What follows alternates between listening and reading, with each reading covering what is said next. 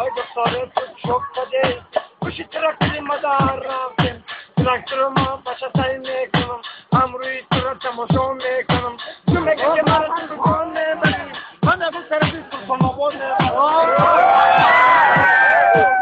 از فرمان نکن ایدی نازه در لبی چشم راحت میکنیم انا موجه میبینی بس سلطان آباده انا میگه توی بود بیتی مازورم ایدی نازه جان عاشق تیم نازه پیتیم مرا دیوانه کرده من عاشق تیم من عاشق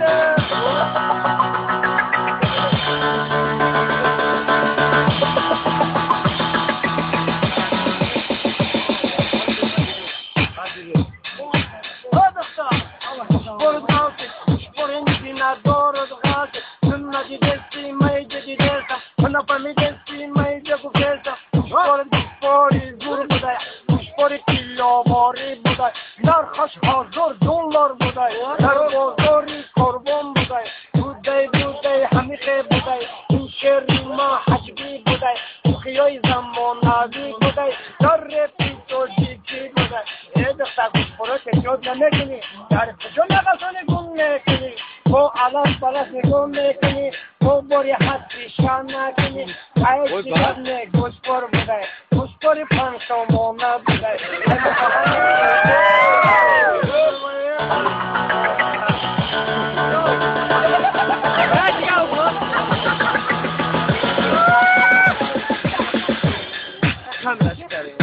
جنونه خوبی کاکل درازی تو بلی نازی مرهمی رازی ای جنونه نغزیده من تو مرهمی رازی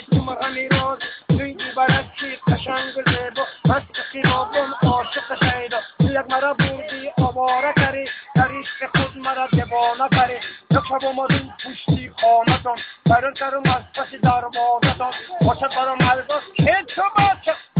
یک خاله ماشی بچه نه شرکت دواری هستی با گفتم باشد دومال باشه با همون باشه زنگیر باشه گوچر میگه ایوا بچه همون بچه زنگیر بچه همون بچه زنگیر بچه تو زنگیر نه تو مار بچه تو سگره خوب کنو بچه